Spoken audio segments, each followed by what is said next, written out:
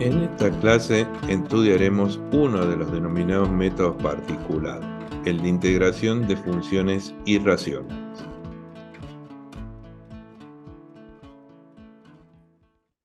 Como mencionamos anteriormente, el proceso de integración es un proceso que no goza de la propiedad distributiva en las operaciones de multiplicación y división. Razón por la cual, cuando debemos integrar expresiones que básicamente se constituyen en un producto o en un cociente, al no disponer de fórmulas como en el cálculo de las derivadas, deberemos recurrir a métodos. Mencionamos también que existen métodos que se denominan generales porque no imponen condiciones a los integrandos y métodos que se denominan particulares. Entre los métodos particulares, este método, el de las funciones irracionales, sería el segundo método dentro de la estructura particular. En este caso, el método se refiere a expresiones o funciones irracionales. Una función es irracional si nosotros observamos que la variable se encuentra afectada básicamente de exponente fraccionario. Dicho de otra manera, se encuentra afectada de raíces. Si bien es un método particular porque se refiere exclusivamente a estas situaciones, es decir, donde la variable se puede ver afectada de un exponente fraccionario o una raíz. Hay que aclarar que no significa que se pueda aplicar en cualquier expresión irracional. Dado que se trata de un método particular, apunta a determinados casos, es decir, determinado tipo de expresiones donde aparezca involucrada una raíz, pero no todas, dado que impone una condición adicional y admite que es aplicable solamente con dos tipos de base posibles. Esto es, qué tipo de expresión en la que se encuentra afectada del exponente radical. En este caso, habla de bases que pueden ser monómicas o binómicas, razón por la cual podríamos decir que existen dos subcasos para este método. A diferencia de los métodos anteriores, este método no es estrictamente mecánico, sino que recurre a un proceso de resolución que podríamos denominar indirecto, pero lo abordaremos en el estudio concreto de los casos. Previamente debemos aclarar entonces que, como habíamos dicho, no solamente se deben tratar de funciones de tipo irracional, sino que además las bases deben tener determinadas características.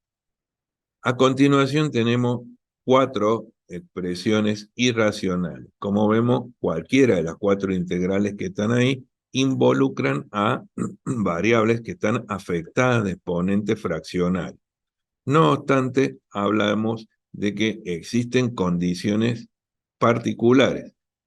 Hablábamos de bases monómicas y bases binómicas. Para el primer caso, lo que se advierte es que la variable x sola, como una expresión monómica, debe estar afectada del exponente fraccionario, lo cual no implica que todas las variables de la expresión deban estar afectadas de exponente fraccionario. Dice que si hay alguna variable afectada de exponente fraccionario, podría estar en esta categoría siempre y cuando la variable se estuviera comportando en una estructura de tipo monómica.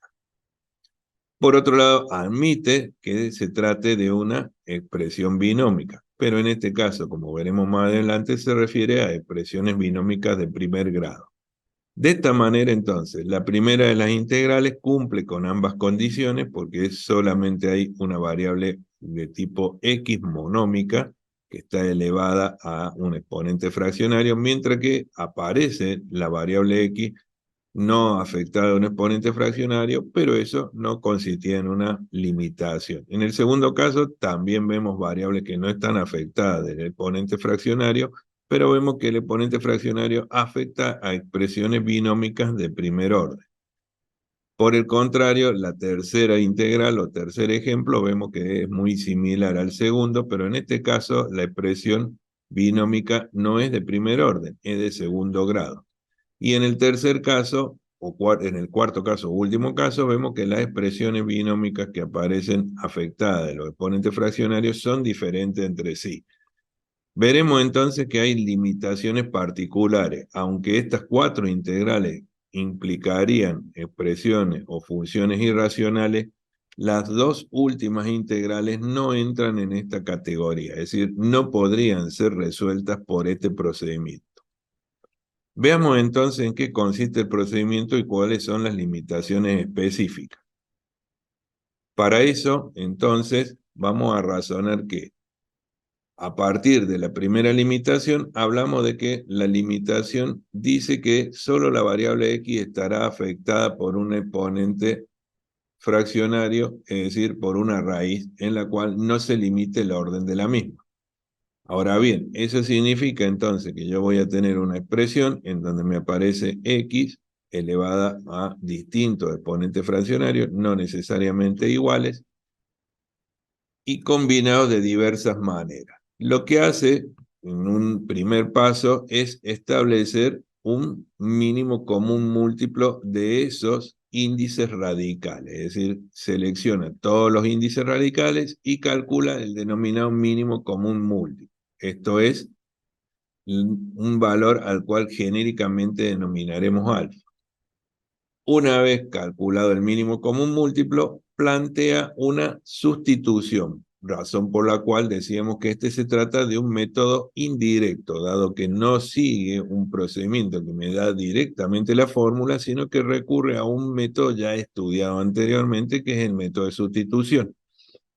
Lo que hace entonces reemplazar a la variable x por t elevado a este valor numérico alfa, que es el mínimo común múltiplo de los índices radicales, y como va a ser un cambio de variable, es decir, una sustitución, calcula el diferencial derivando entonces a derecha e izquierda y despejando el diferencial de x, obtengo las dos expresiones correspondientes a una sustitución. En este caso se llama o sería una sustitución de, digamos, el segundo nivel, que era variable por función.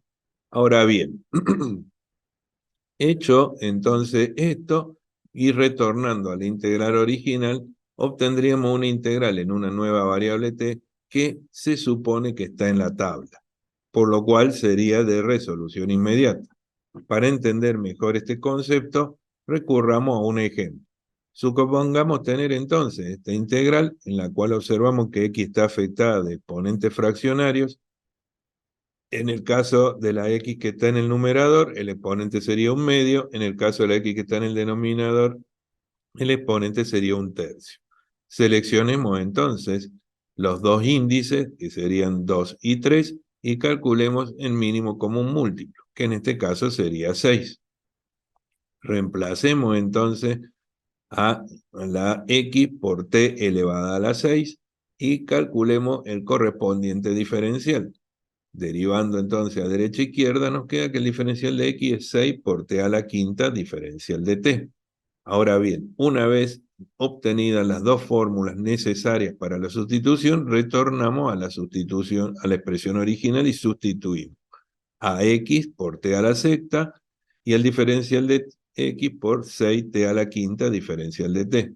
Procesamos la expresión y como vemos, la integral a partir de una sucesión de pasos algebraicos queda reducida a 6 por la integral de t a la sexta más 5t al cubo, que es una integral inmediata, dado que figura en la tabla. Una vez entonces resuelto esto, podemos expresar la solución de la primitiva como 6 por t a la séptima sobre 7, 5t a la cuarta sobre 4, más la constante de integración. Ahora, como habíamos dicho, esta integral es una integral resuelta en variable t, y nuestra variable original es x, razón por la cual este no puede considerarse el resultado final. Para poder obtener el resultado final, debo retornar a la variable original. Esto es volver a la variable x. Por suerte, tenemos una expresión que me vincula x con t, dado que habíamos dicho que a x la reemplazaríamos por t a la sexta, por lo cual no es problema despejar de acá la equivalencia de t en variable x. T sería la raíz secta de x. Entonces, una vez obtenida la solución en variable t, solamente resta reemplazar a las letras t por su correspondiente equivalente en variable x, con lo cual sí, finalmente hemos encontrado la solución final. Este proceso puede ser usado sin inconveniente siempre y cuando las integrales a las cuales nos estemos refiriendo sean de este tipo, es decir, sean irracionales y además con estas características particulares. Veamos entonces cuál es el siguiente método o siguiente opción. La siguiente forma de aplicar la resolución en integración de funciones irracionales se refiere al caso en el cual se admite que la base pueda ser un binomio, pero, como habíamos mencionado previamente, debe tratarse de un binomio de primer orden, esto es, x más menos un valor numérico. La raíz puede ser de cualquier orden y en realidad se procede de la misma manera que en el procedimiento anterior. Esto es, calculamos el mínimo común múltiplo de las raíces. Una vez que tenemos ese mínimo común múltiplo, al cual hemos denominado genéricamente alfa, es decir, es un número, reemplazaremos los binomios por t elevado a ese valor alfa.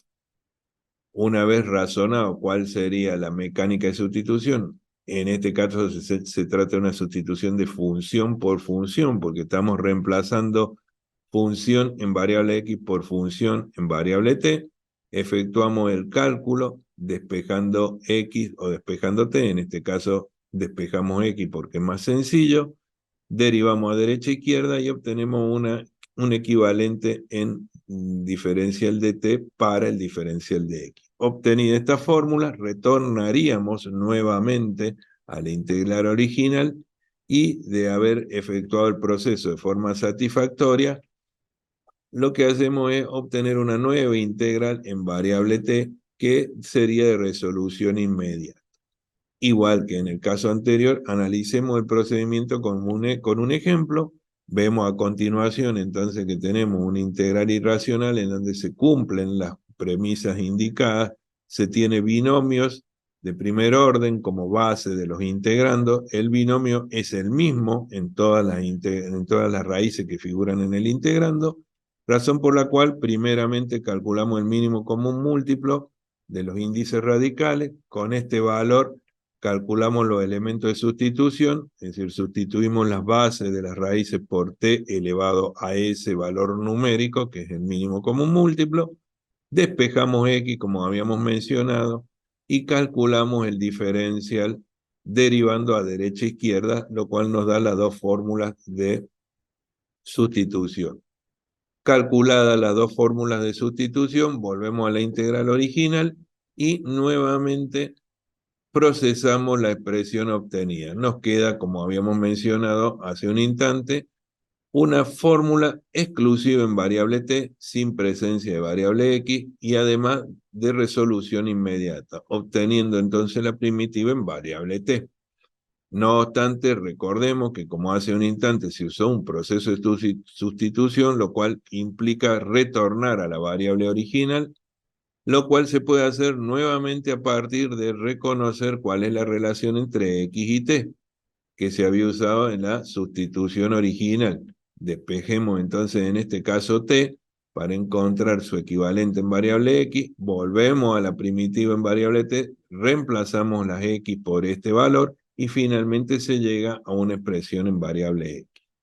Ahora bien, ¿qué pasa si nuestra integral no está encuadrada en estos casos? Es decir, si nuestra integral no es una integral irracional compatible con los requisitos de estos dos procedimientos alternativos, es decir, que la base sea monómica o que las bases sean valores o expresiones de primer orden.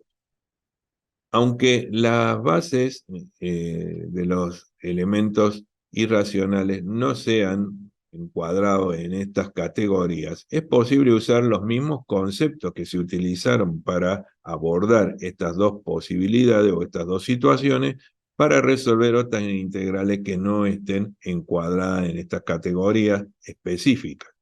Es decir, si bien el método está acotado y demostrado su funcionamiento para un determinado tipo de estructura, no quiere decir que yo utilice los mismos caminos con la intención de resolver otras posibles situaciones.